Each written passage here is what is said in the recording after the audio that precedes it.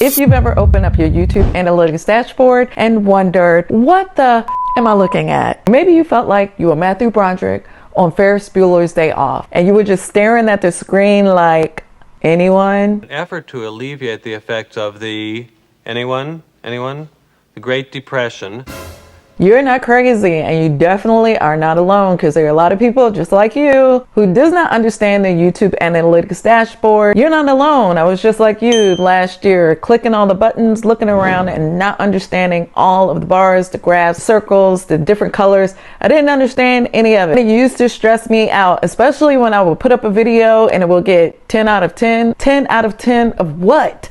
Please tell me, someone explain it. And it was crazy because I felt like, wait, is YouTube mad at me? Did I do something wrong? What are all these circle gray arrows pointing down? And today I'm going to be breaking it down. I'm going to be solving the mystery of the 3 analytics that you really only need to know about on YouTube, especially if you're a small content creator and you're beginning your YouTube journey. You don't need to know all 29 graphs on the YouTube dashboard, and you definitely don't need to know every drop down that there is back there in the analytics. All you need to know is just 3 of them that are going to help you to grow your views and grow your channel. And one of them, most of y'all, most of us, we keep ignoring. You don't want to miss this video because I'm going to be dropping some gems. If you're like me, when you first start out your YouTube journey, you have so much information. There's a lot of things that you have to learn quickly, especially if you're working a 9-to-5 job, you have a family, and you're trying to grow as a content creator and just be consistent and posting on YouTube. You don't really have time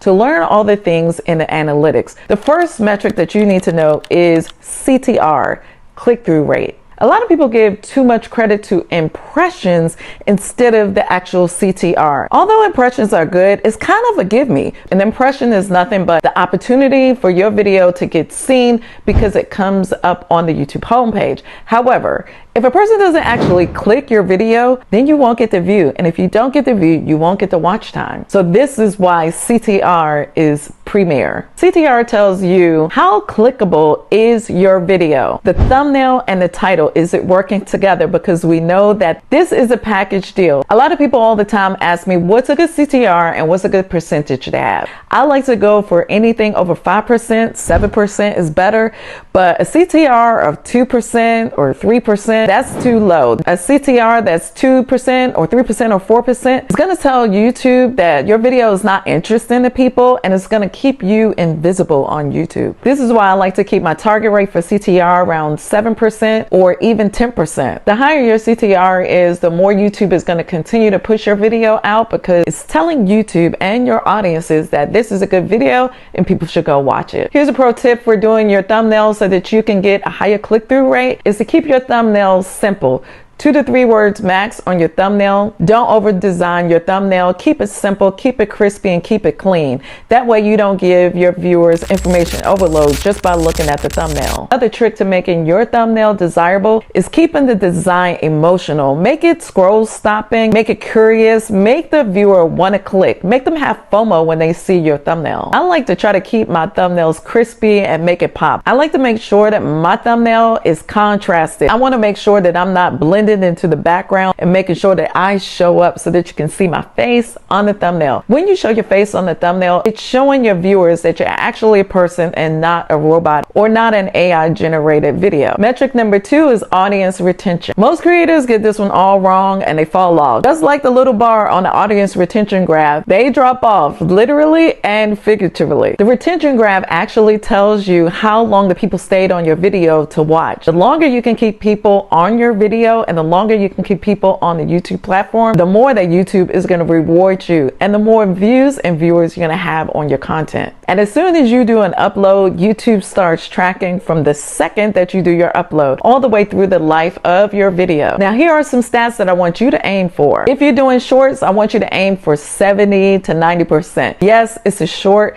but you want people to stay on your shorts longer. And although it is a short, you want people to stay on those shorts longer because people's attention span are shorter, and the shorter the video, the longer you want them actually watching that entire video, the short from start to finish. If you have a 4 to 6 minute video, I want your target to be about 50 to 60% audience retention. And that may seem a little high, but your video is a little shorter. If you shoot for the moon and you get some stars, at least you're still growing in the right direction, and that's up. Now let's get into the long form videos. If you have an 8 to 12 minute video, let's make our target rate for audience retention to be somewhere between 45% and 47%. If you can get to 50%, then you are going to be winning. And YouTube is going to start pushing your videos out to wider audiences. Now 12 minutes, if you have a 12-minute video or longer, yes, audience retention is going to be a little bit harder to keep people on your videos. But that doesn't mean you don't have to try. I want our target range for audience retention to be 38 to 45% when it comes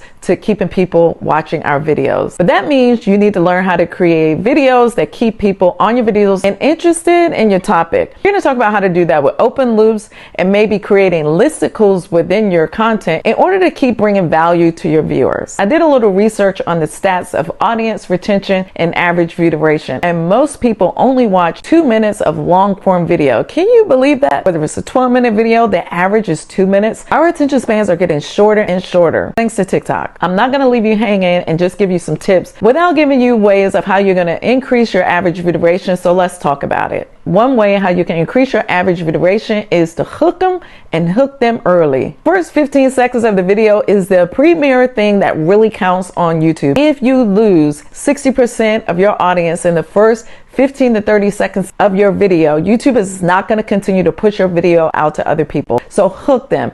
Whether you start out with a question or a pain point or something interesting, something that stops the scroll and keep your viewers on your video for those first 30 seconds. After you hook them on the intro, I want you to keep them with an open loop. And what is an open loop? Use phrases like "and then" or "after" and "wait until." These are all tricks that we use in order to be able to tell good stories and be able to be good narrators. When you create open loops and open dialogues on your videos, it builds a curiosity in your viewer, and it keeps the viewer wondering what's going to come next. What is she going to drop? What is the thing I need to stay for? Especially if I'm using a listicle, I sometimes like to say something like, well, you want to stick around for point number 3 because that one is the one that's going to grow your channel. Something to that effect. Now here's something that's premier that I needed to work on when I first started my YouTube journey. Because I'm a slow talker, some of my videos would drag on, especially in the beginning of my journey. Keeping up the pace in my videos was #1 priority to me, or I'm going to say it was #2 priority, right behind getting a good intro. If my video was slow paced, it didn't have things that were interesting, here's an example of how you can get some good pacing going. So every 30 to 45 seconds, have some movement on the screen, whether it's showing B-roll or maybe you're switching up your position or maybe you're using your hands in your videos. You want to keep your videos dynamic and interesting. Maybe it's some text on the screen, or maybe it's some dynamic B-roll by adding video clips. Some more examples of how you can keep the pacing up on your videos is to do some zooms, some pullouts, some pattern interruptions, or even a pause just for the purpose. Kind of catches your viewer off guard and leave them wondering like, oh, what is she gonna say? This is what I like to think about. Dead air is deadly when it comes to videos. Nothing changes visually on the screen, and most people's brains, they end up checking out before they can check out the rest of your video. Damn.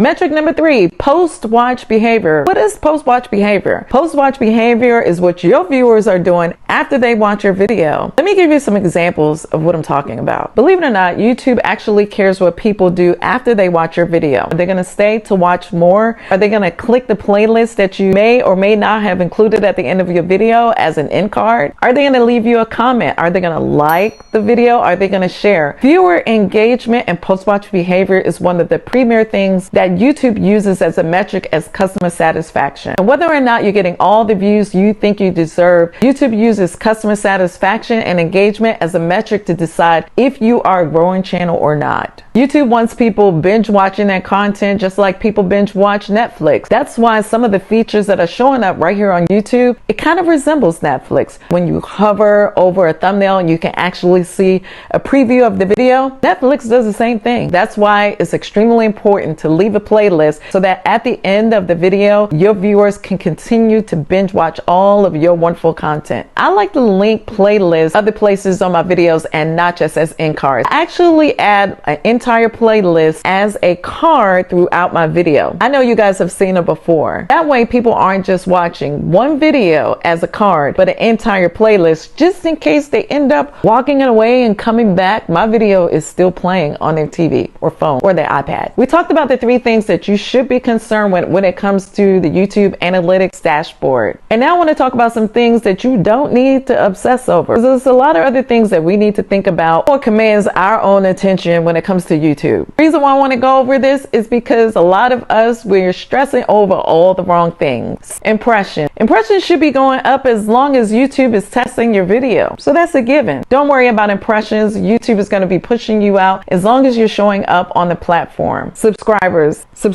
is a lagging metric. Not everyone that watches your video is going to convert over to an actual subscriber, especially on the first video. You guys know I have a growing audience of subscribers, but the majority of the watchers and the viewers on my channel are not even subscribed to my video. So I don't necessarily stress over subscribers. And I know you guys are probably saying, well, Reva, that's because you have 30,000 of them already. I get it. But subscribers, they come and go, and sometimes subscribers are actually bots. So YouTube is always cleaning up its act, because I know YouTube is always doing data cleanups, and sometimes they're cleaning out the bots that are on the channel. When you get a negative subscriber, don't stress out about it. It could be an old dead channel, or it could be a bot. Guess what? For the 1 or 2 people that leave, or the 1 or 2 bots that disappear, keep creating videos so that the 5 subscribers that you're going to get from being consistent will show up. RPM and CPM, revenue per mille and cost per mille, these are all stats that YouTube tracks from the advertisers that pay for our videos, that pay for us showing up and showing our content on YouTube. Those amounts fluctuate all the time depending on what the topic is of your video and what niche you're operating in.